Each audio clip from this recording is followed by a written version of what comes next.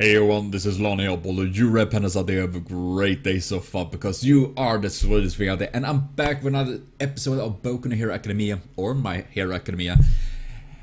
But before we talk more about it and all of that and eventual spoilers, there will be an artist promotion right here.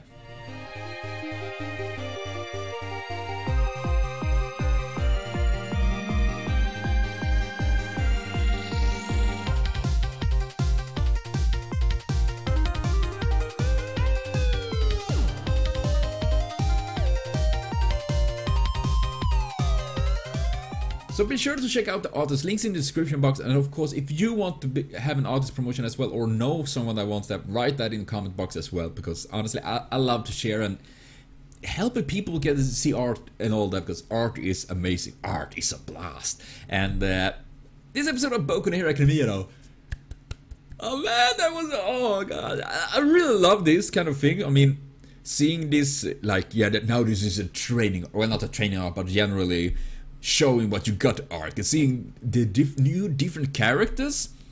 I mean, we get to see a bit like Tsu, the frog girl, Uraraka. That is such a long weird name. I need to learn it. I can call it for Ura.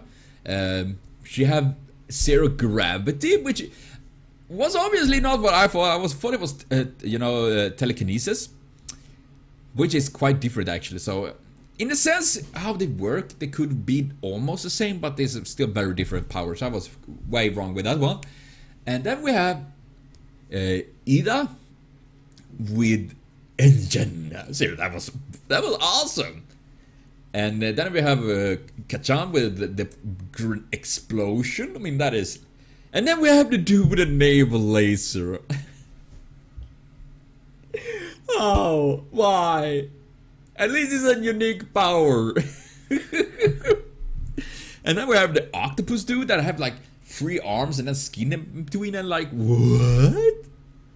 That is a crazy thing. And Birdman, you have someone that is visible, I assume, at least, or as my previous thought was that it was some sort of yeah, like, what you gonna call it?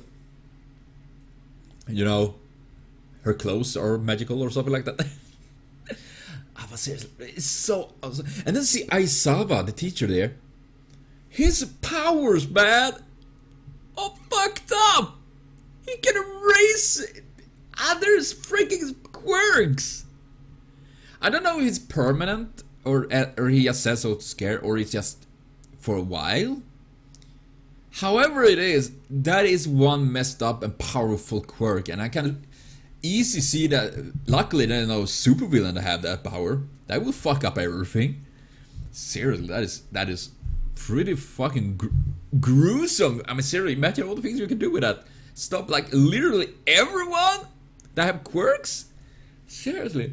And seeing all of the tests and seeing some people excel in different things, I think that's pretty cool. And that little Midoriya Deku that is really trying his best, and seeing that when he used just his finger, man, to launch the ball. So that was, man, that's painful, but it was cool. Imagine fingering with that. Behave. Don't think anything naughty, right? Terrible, sorry.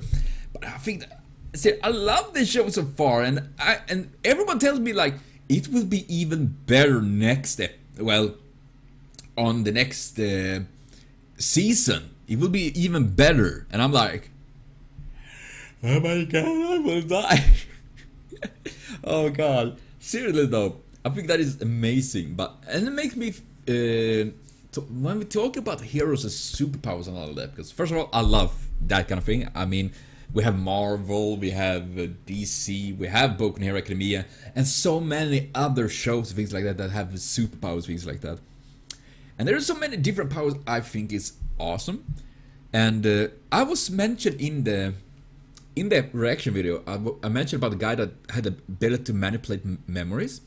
I decided I wanted to talk a little bit about that. It had nothing really with Boku No Hero Academia to do, but I thought it could be a fun thing because it's based on an RP I had on Bleach. the manga. I made a Bleach website. It was a Swedish, and there was this Gote, the military branch of the government there, so to speak, and there was a captain there named Okumura.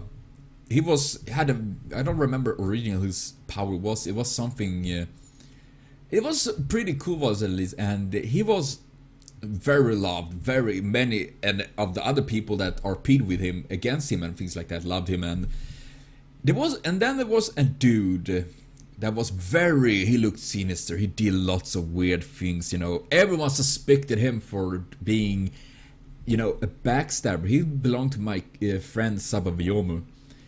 And everyone was 100% sure that my friend Saba's character was the evil one. Because Saba usually play evil characters, so that was even more so. Everyone like, yeah, this dude he's gonna do something very evil. And then there was a dude named Hellcar there on that page, who had a power. He literally ripped off the power of one of the espadas. He the king that had create a field of rotten everything. His abilities was literally that, and because of that, the Gote sealed his power, because obviously, I mean, if you can make everything rot instantly around you, that is some sick abilities. And there were like 2 people that could unlock those seals, and one was Saba's character. And suddenly one day, in something moment happened, he unlocked this ability right in a fight. So he killed men of his own men. Many that died, and even more that got wounded because of this. And everyone was like, oh no, it's Saba's character, he have done something. And everyone was so smitten by it and tried to kill him and all that. And later on, it was an attack on Gote. And it showed that Saba's character was evil. The thing was that he was working under my character Okumura all this time. And this guy Hellcar, he got so freaking upset about it. Seriously, he took it like I mean, from my understanding, he had this. I mean, he took it personal. He took it like did this personal because we hated him or something like that. See, he didn't take it like we attacked his character. We attacked him personally, and I was like, okay, whatever. But the story is that Okumura had the ability to manipulate memories. He can remove memories. That was why I said a Razorhead. I thought it first was that he manipulated the memories of things like that. And Okumura had that kind of ability that he could fuck up your memory and things like that. He could make people, not permanently, but for a moment forget like how to use the Bankai and their abilities and things like that. He could erase and change their memories like they are best friends. He was pretty fucking OP, and that was actually the intention of him, because he was the main antagonist of the, later on at least, of the Bleach community on that side. And I thought it was pretty fun to see and how his character, because he was a pretty wicked character. He didn't show any kind of remorse. I mean, seriously, he could. No one in the end can really know what is real and what is not. What have he manipulated? What have he not touched? And no one could really trust him, because everyone, for what they do, someone could work for him without knowing it, because he could easily manipulate the memories, and it's such a mess. Seriously, that dude was pretty wicked. He was a perfect villain though, because he was strong, charismatic, had very cool abilities and all that, and generally OP. Though he also has his weaknesses. I don't actually remember what it was though, because it was a long time since I played it. I think it was generally that his abilities was very close, so he long range could hit him, and generally things like that. And I think under his Bankai, which is the final release where they unleash all of their unlimited power pretty much, I think he literally could make things forget they exist.